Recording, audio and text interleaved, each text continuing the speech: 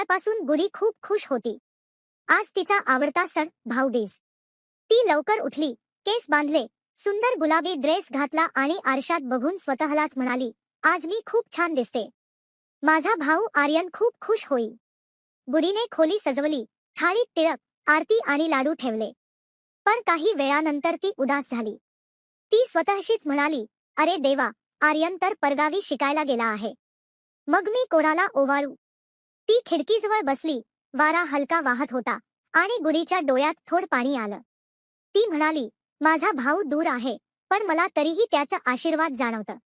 तेवढ्यात टेबलावर ठेवलेला मोबाईल वाजला.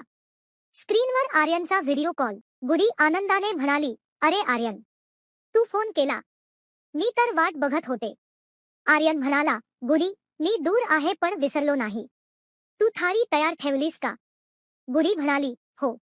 आणि मी आता तुला मोबाईलच्या स्क्रीनवरून ओवाळते. ती मोबाईलकडे पाहत आरती केली, टिळक लावलं आणि हस्त म्हणाली, आर्यन, तुझ्या दीदीने तुला ओवाळलं. आता तू मला गिफ्ट पाठव. दोघे हसले. आर्यन म्हणाला, गिफ्ट तुझ्या दरवाजात आहे, बाहेर बघ.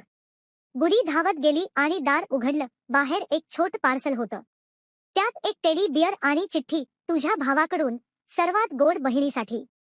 गुडीच्या डोळ्यात पुन्हा अश्रू आले, पण या वेळेस आनंदाचे. ती म्हणाली, माझा भाऊ दूर असला तरी मनाने तो माझ्याजवळच आहे. ती टेडीला मिठी मारून म्हणाली, भाऊबीज म्हणजे फक्त भेटवस्तू नाही, ती म्हणजे नात्याचं प्रेम आणि आठवण.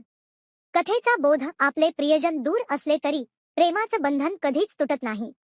मुलांनो, गोष्ट कशी वाटली? आवडली असेल तर लाईक करा, शेअर करा आणि आमच्या गोष्टींचा खजिना चॅनेलला सबस्क्राईब करायला विसरू नका. पुढच्या सुंदर गोष्टीत पुन्हा भेटूया.